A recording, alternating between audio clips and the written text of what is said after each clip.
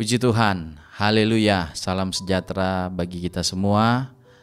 Kita bertemu lagi dalam rangkaian doa 10 malam kita. Hari ini saya menyampaikan firman Tuhan dengan judul Penuh dengan Roh Kudus. Penuh dengan Roh Kudus. Efesus pasal 5 ayat yang ke-17. Efesus pasal 5 ayat 17. Dan janganlah kamu mabuk oleh anggur, karena anggur menimbulkan hawa nafsu, tetapi hendaklah kamu penuh dengan roh. Puji Tuhan, Bapak Ibu Saudara-saudari, ayat ini adalah perkataan firman Tuhan lewat Rasul Paulus kepada jemaat di Efesus. Firman Tuhan melalui Rasul Paulus menyatakan kepada mereka dan kepada kita, janganlah kita mabuk oleh anggur. Janganlah kita mabuk oleh sesuatu yang akan menimbulkan hawa nafsu, menimbulkan kejahatan, menimbulkan dosa. Janganlah kita dipenuhi oleh sesuatu yang bisa menyebabkan kita berdosa, yang menyebabkan kita melakukan satu kejahatan.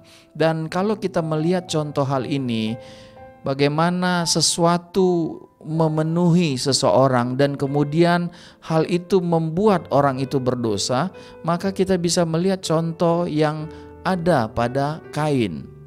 Kita ketahui Bapak Ibu sekalian, Kain dan Habel mempersembahkan persembahan mereka kepada Tuhan, dan persembahan Kain itu tidak diterima, tidak diindahkan oleh Tuhan, sedangkan persembahan Habel adiknya itu, adik dari Kain, diterima oleh Tuhan. Dan itu menyebabkan, membuat hati Kain itu dipenuhi oleh kemarahan, dipenuhi oleh ketidakpuasan. Kenapa Habel diterima, persembahan Habel itu diindahkan Tuhan, sedangkan persembahan Kain, persembahan dia tidak diindahkan Tuhan, dan itu kemudian membuat dia panas hati, marah, tidak bisa terima. Dan ketika kemarahan itu memenuhi hati Kain, ketidakpuasan itu memenuhi hati Kain, maka Tuhan mengingatkan dia. Kalau kita baca dalam Kejadian pasalnya yang keempat, ayatnya yang ke-5 sampai ayat yang ke-7, saya mau baca untuk kita. Kejadian pasal 4 ayat 5 dan 7. Tetapi Kain dan korban persembahannya tidak diindahkannya. Lalu hati Kain menjadi sangat panas dan mukanya muram. Firman Tuhan kepada Kain, mengapa hatimu panas dan mukamu muram? Apakah mukamu tidak akan berseri jika engkau berbuat baik? Tetapi jika engkau tidak berbuat baik, dosa sudah mengintip di depan pintu. Ia sangat menggoda engkau, tetapi engkau harus berkuasa atasnya. Mari kita lihat Bapak Ibu sekalian, bahwa hati Kain itu dipenuhi kemarahan, ketidakpuasan. Dia tidak bisa terima kenapa persembahannya tidak diindahkan Tuhan. Dan kemudian itu membuat dia mempersalahkan orang lain, mempersalahkan Tuhan. Dan ketika kemarahan itu memenuhi dia, Tuhan sudah ingatkan dia, jangan sampai kemarahan itu memenuhi engkau. Jangan sampai engkau mabuk oleh karena kemarahan, mabuk oleh karena panas hati. Karena itu akan menimbulkan dosa, menimbulkan kejahatan. Dan sangat disayangkan, Kain tidak menerima teguran Tuhan. Dia membiarkan hatinya dipenuhi oleh amarah. Dia membiarkan dirinya mabuk oleh ketidakpuasan, dipenuhi oleh amarah, ketidakpuasan. Lalu hal itu menimbulkan kejahatan, menimbulkan dosa. Dia membunuh adiknya sendiri Habel karena hatinya, dirinya dipenuhi kemarahan, ketidakpuasan. Jadi Bapak Ibu sekalian, janganlah kita mabuk oleh anggur. Janganlah kita mabuk oleh hal-hal yang bisa membuat kita berdosa. Janganlah kalau kita lihat contoh, kita mabuk, kita dipenuhi oleh panas hati, ketidakpuasan. Dan kemudian itu menimbulkan kejahatan. Itu kemudian membuat seseorang melakukan satu kejahatan, satu dosa, sesuatu hal yang tidak berkenan kepada Tuhan. Jadi kita harus jaga hidup kita. Jangan sampai kemarahan, ketidakpuasan itu memenuhi saya, memenuhi Bapak Ibu, lalu kemudian kita melakukan satu kejahatan, melakukan dosa. Sebaliknya, sekarang kita masuk kepada tema kita. Sebaliknya Bapak Ibu saudara-saudari, firman Tuhan mengatakan kepada kita, hendaklah kamu penuh dengan Roh.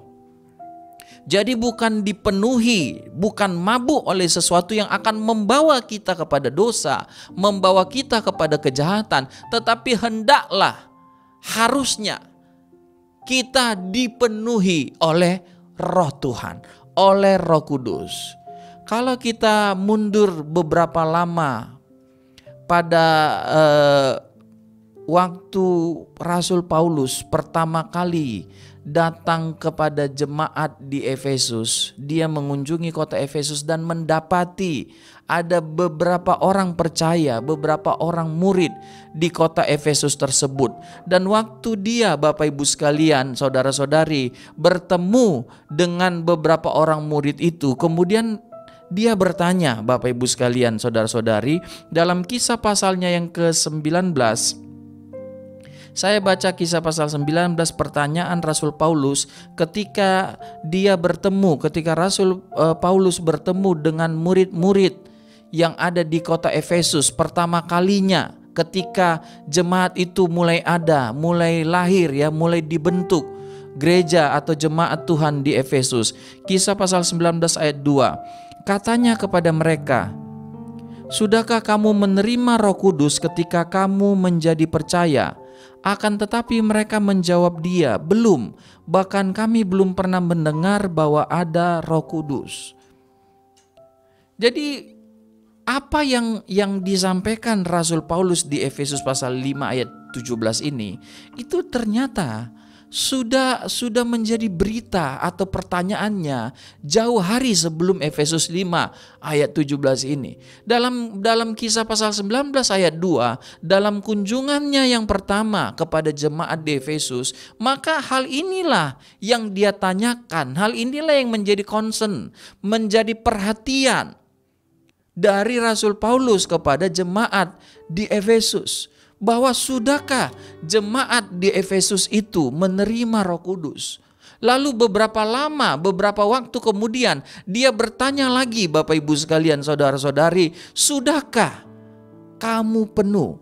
Hendaklah, sekarang dia menyatakan satu nasihat, satu perintah, hendaklah kamu penuh dengan Roh Kudus. Jadi ada kesinambungan, ada kelanjutan dari pertanyaan yang diajukannya dalam Kisah pasal 19 ayat 2. Dan ini menjadi kesinambungan juga. Kita pun harus meyakini bahwa pertanyaan ini berkesinambungan, berlanjut. Kalau dulu ditanyakan Bapak Ibu sekalian ya, dari pertama ditanyakan dalam Kisah pasal 19 ayat 2, lalu ditanyakannya lagi dalam Efesus 5 ayat 17, maka sekarang pun ditanyakan kepada kita, sudahkah kita menerima Roh Kudus? Sudahkah kita penuh dengan Roh Kudus? Atau dia menyatakan satu perintah, satu nasihat, hendaklah kita penuh dengan Roh Kudus. Puji Tuhan.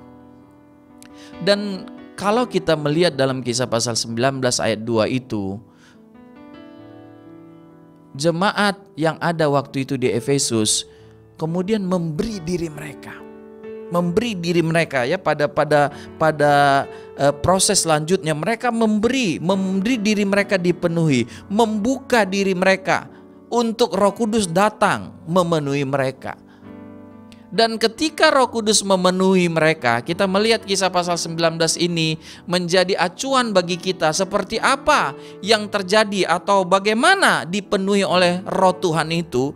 Kita bisa mengacu ya, mengambil referensi, mengambil bahan, mengambil catatan ya dari Kisah pasal 19 ayat yang ke-5 sampai ayat yang ke-7. Saya bacakan Kisah pasal 19 ayat 5 sampai ayat yang ke-7.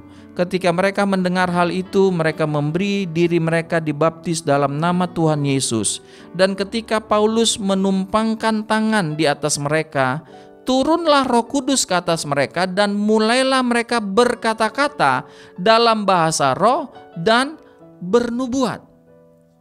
Jadi Bapak Ibu sekalian, ketika jemaat Efesus menerima Roh Kudus, maka mereka setelah mereka menerima Roh Kudus itu, setelah Roh Kudus itu mereka terima, mereka berkata-kata.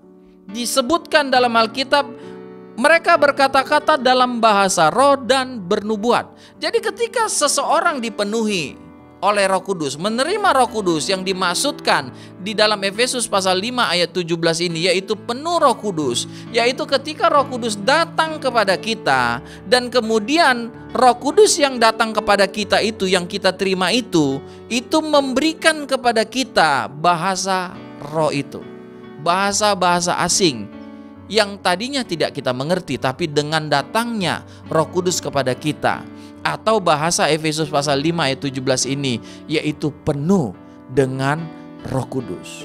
Jadi keadaan yang diminta, diperintahkan untuk ada pada kita adalah keadaan di mana Roh Kudus itu datang kepada kita, kita terima, dan Roh Kudus itu memenuhi kita, Bapak Ibu sekalian. Sama seperti gelas. Kalau kita mengatakan gelas itu penuh dengan air, artinya ya sampai seluruh gelas itu, ruang dalam gelas itu, sampai ya bibir gelas itu penuh dengan air.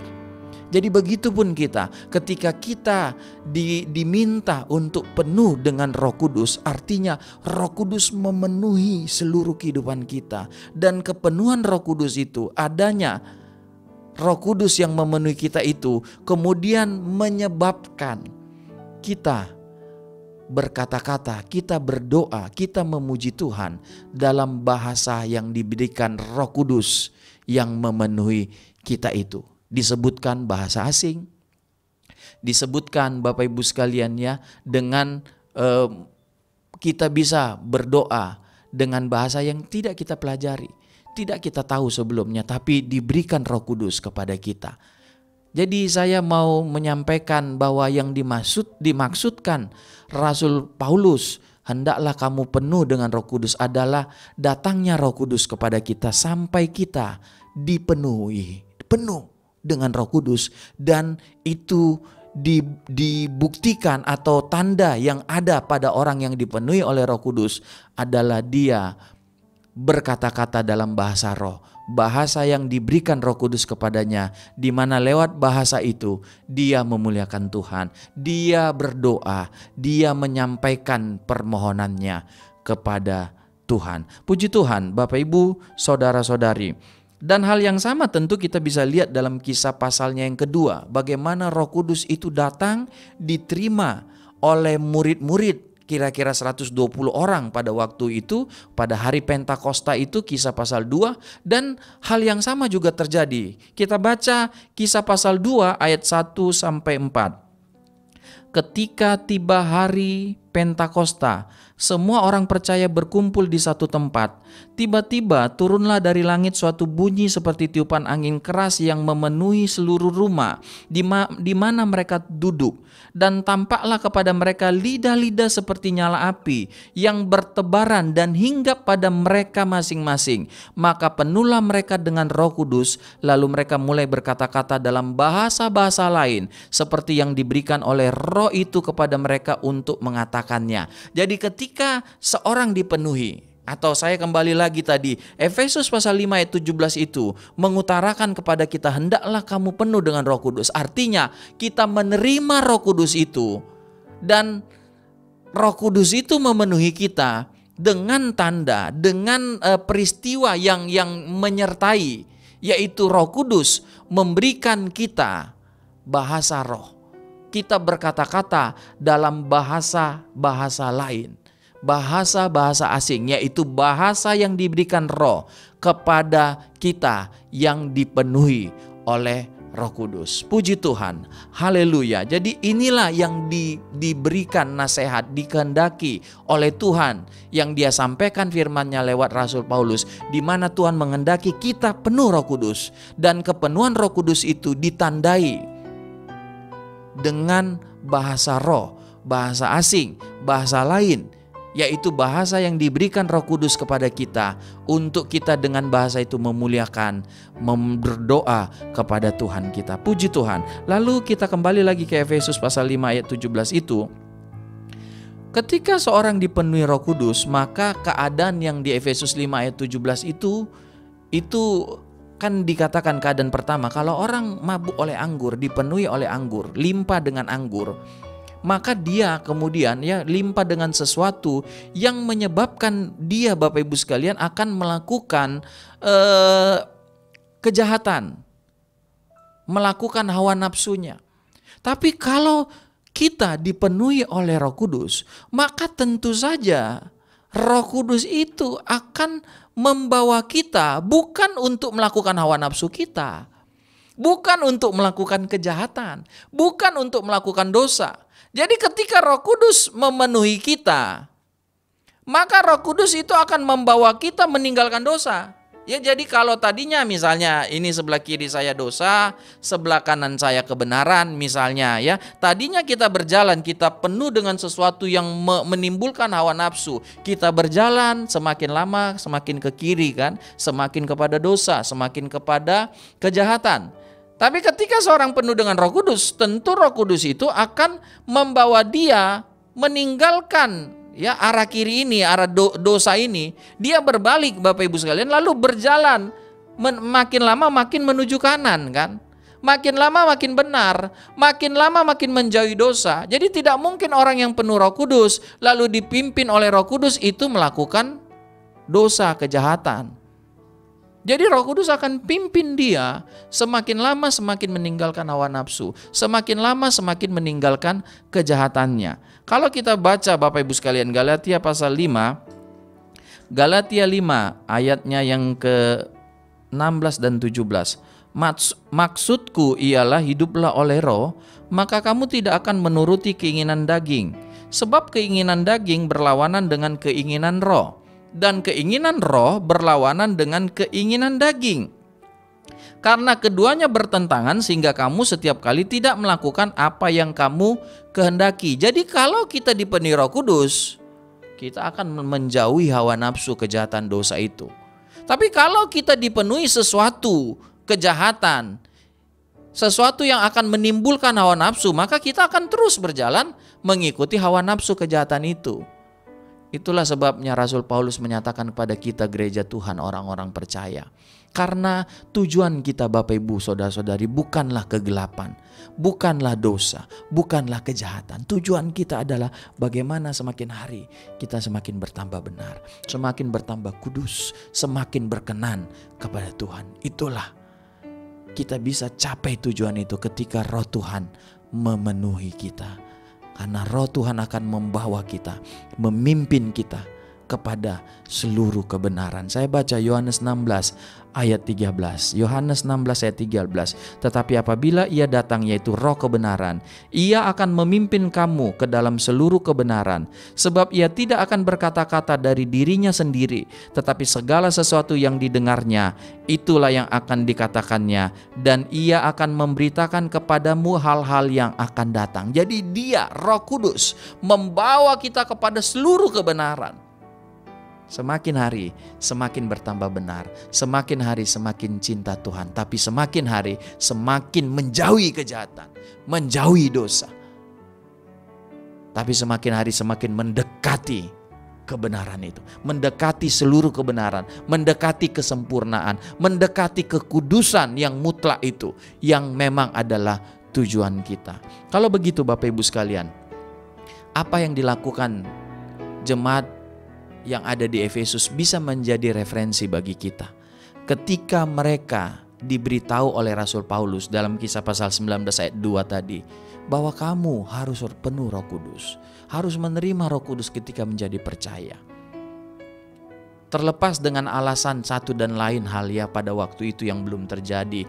Pada waktu mereka menjadi percaya, mereka belum, memang Roh Kudus belum diturunkan Bapak Ibu Saudara-saudari. Tapi ini kan menjadi berita yang disampaikan oleh Paulus ini, Rasul Paulus ini menjadi berita juga bagi kita bahwa ketika kita menjadi percaya, kita menerima Roh Kudus. Kita harusnya dipenuhi Roh Kudus.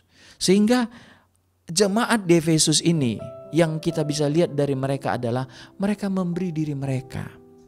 Jangan kita keraskan hati kita, berilah diri kita. Upayakanlah. Mereka kemudian memberi diri mereka akan dibaptis. Mereka mengikuti. Jadi berita Tuhan bahwa Dia memenuhi kita dengan Roh Kudus itu adalah sesuatu perintah Tuhan, satu kehendak Tuhan, keinginan Tuhan yang harus kita ikuti, kita penuhi. Jadi kita minta, saya mengajak kita, mari kita minta, kita ingin, kita beri diri kita untuk Roh Tuhan datang memenuhi kita.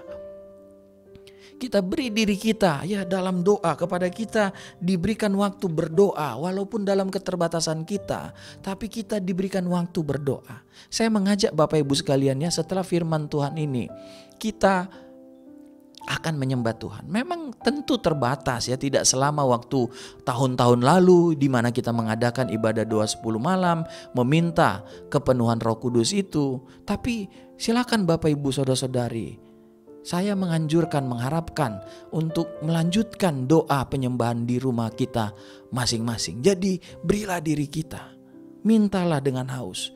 Kita sudah didengar firman Tuhan, kita harus penuh Roh Kudus. Hendaklah kamu penuh dengan Roh Kudus. Artinya ini kehendak Tuhan. Artinya ya, kita lanjutkan lagi, aku harus penuh Roh Kudus. Ada kerinduan, ada kemauan dalam diri kita, lalu ada upaya, ada ketekunan. Jadi mari kita berupaya. Kita mohon ketika kita berdoa sebentar, kita mohon pada Tuhan, bukalah hati kita, jangan keraskan, jangan ditutup. Buka hati kita, mari datanglah Roh Tuhan. Mari Tuhan, aku mau penuh dengan Roh Kudus. Karena itu yang Tuhan kehendaki. Karena itulah kebutuhan kita orang-orang percaya, supaya kita akan dibawa kepada seluruh kebenaran. Supaya kita bisa menjauhi hawa nafsu kejahatan itu. Dan kita hidup semakin hari semakin cinta Tuhan, semakin hidup dalam kebenaran. Puji Tuhan, firman Tuhan saya akhiri sampai di sini.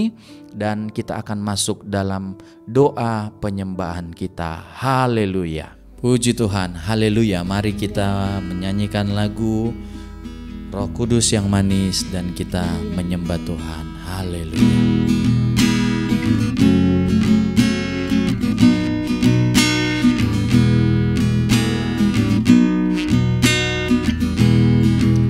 Roh Kudus yang manis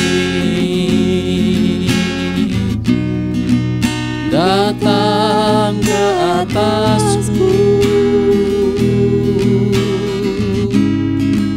Roh Kudus yang manis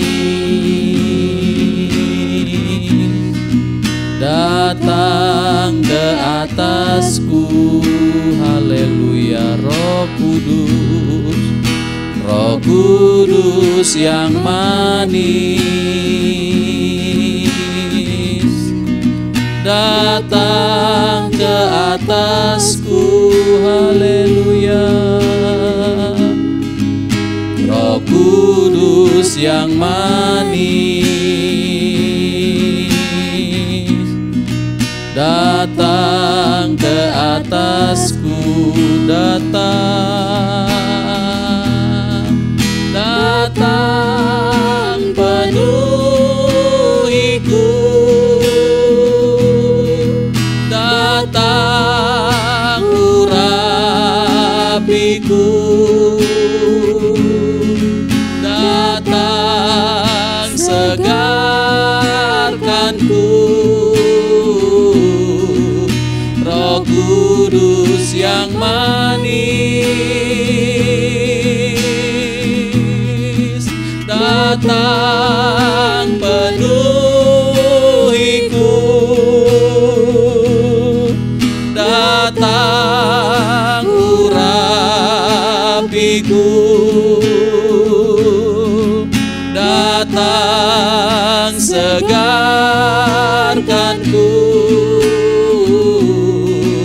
Roh Kudus yang manis, Roh Kudus yang manis, Roh Kudus yang manis, datanglah Roh Kudus, datang ke atasku. Kami kami butuh Engkau, Roh Kudus yang manis. Datang ke atasku, Roh Kudus yang manis, Roh Kudus yang manis. Datang ke atasku, Roh Kudus yang manis. Datang ke atasku, datang, haleluya. Datang penuhiku, datang urapiku, datang segarkanku, haleluya. Roh Kudus yang manis, haleluya, haleluya. Datang penuhiku, datang urapiku, datang segarkanku.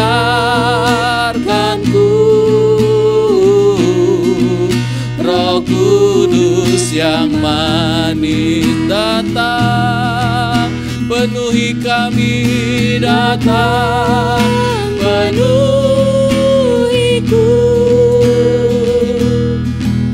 datang urapiku, datang segarkanku, haleluya. Oh haleluya, datanglah Roh Tuhan, datang penuhilah kami semua, datang urapiku, datang segarkanku.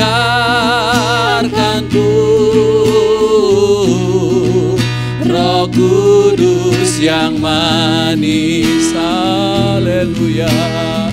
Kita sembah Tuhan, kita percaya Roh Tuhan dicurahkan bagi kita. Dia hadir di rumah kita masing-masing. Ketika kita datang dengan iman kita datang dengan kerinduan kita, rasa haus kita, menyatakan kita butuh Roh Kudus, maka kita percaya Roh Tuhan akan diberikan pada kita. Haleluya,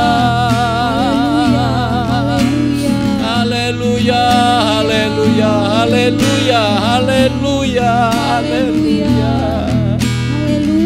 haleluya. Datanglah penuhi kami semua jemaat-Mu Tuhan, orang-orang-Mu Tuhan, penuhi kami, penuhi kami Tuhan, penuhilah kami, penuhilah kami.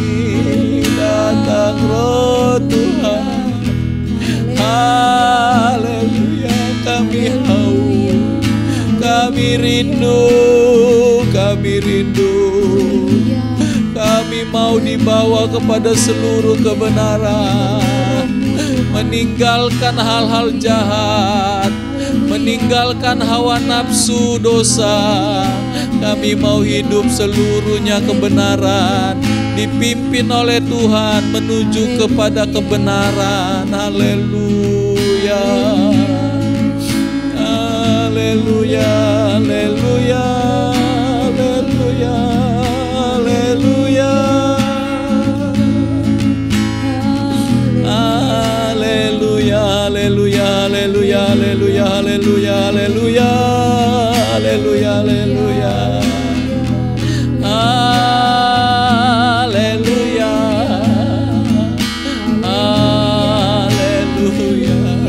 Terima kasih.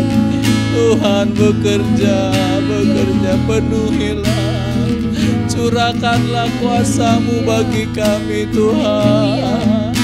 Curahkanlah kuasa-Mu Tuhan bagi kami Tuhan. Haleluya.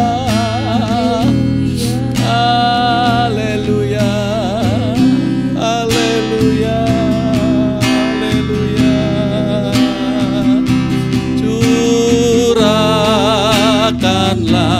kuasa-Mu Tuhan. Mujizat terjadi di tempat ini. Amin. Amin. Curahkanlah kuasa-Mu Tuhan. Mujizat terjadi sekarang ini. Curahkanlah kuasa-Mu Tuhan. Mujizat terjadi di tempat ini. Curahkanlah kuasa-Mu Tuhan. Mujizat terjadi sekarang. Curahkan, oh curahkanlah kuasa-Mu Tuhan. Mujizat terjadi di tempat ini. Curahkanlah kuasa-Mu Tuhan. Mujizat terjadi sekarang. Lagi sekali curahkanlah. Curahkanlah kuasa-Mu Tuhan. Mujizat terjadi di tempat ini. Curahkanlah kuasa-Mu Tuhan. Mujizat terjadi sekarang ini. Mujizat terjadi sekarang ini. Mujizat terjadi. Mujizat terjadi sekarang ini. Terima kasih Tuhan Yesus. Kami percaya Engkau sudah memberikan Roh Kudus memenuhi kami semua Tuhan. Ada mujizat, ada pertolongan Tuhan. Kami dipimpin meninggalkan hawa nafsu dan melakukan seluruh kebenaran Tuhan. Sertailah kami. Engkau ada di dalam kami. Engkau bersama kami. Engkau memenuhi kami Roh Kudus. Pimpinlah kami. Sebagai anak-anak Tuhan, kami adalah orang-orang yang mau dipimpin, menaati apa yang Tuhan kehendaki bagi kami semua. Terima kasih Tuhan, Kau berkati kami semua. Kami percaya lewat Tuhan rangkaian ibadah 10 malam kami Tuhan, ibadah doa 10 malam memohon kepenuhan Roh Kudus. Engkau melawat lagi jemaat-Mu, Kau menyegarkan lagi kami Tuhan. Engkau memenuhi kami dengan Roh Kudus. Dan kami lihat mujizat-mujizat terjadi di tengah-tengah kami jemaat-Mu Tuhan. Kami akan mendengar kesaksian bagaimana Roh Tuhan membela, bagaimana Roh Tuhan menolong, bagaimana Roh Tuhan membantu mengatasi kelemahan-kelemahan kami. Terima kasih Tuhan. Mohon berkat-Mu atas kami. Tuhan jaga, Tuhan lindungi kami. Apapun yang terjadi, bersama dengan Yesus, bersama dengan Roh Kudus, kami mampu melewati, mengatasi semuanya. Terima kasih Tuhan. Berkatilah kami semua juga Tuhan. Berkatilah seluruh jemaat-Mu. Berkatilah kami semua Tuhan Yesus yang mengadakan ibadah lewat video ini. Tuhan memberkati, menolong kami. Berkati semua yang sudah melayani Tuhan. Kami percaya kami melakukannya karena kami mengasihi Tuhan kami. Inilah menjadi doa kami. Kami akhiri doa kami Tuhan. Kebaktian doa 10 malam kami pada hari ini di dalam nama Tuhan kami, Yesus Kristus. Haleluya. Amin. Puji Tuhan, kebaktian doa 10 malam pada hari ini telah selesai. Tuhan memberkati kita semua. Haleluya.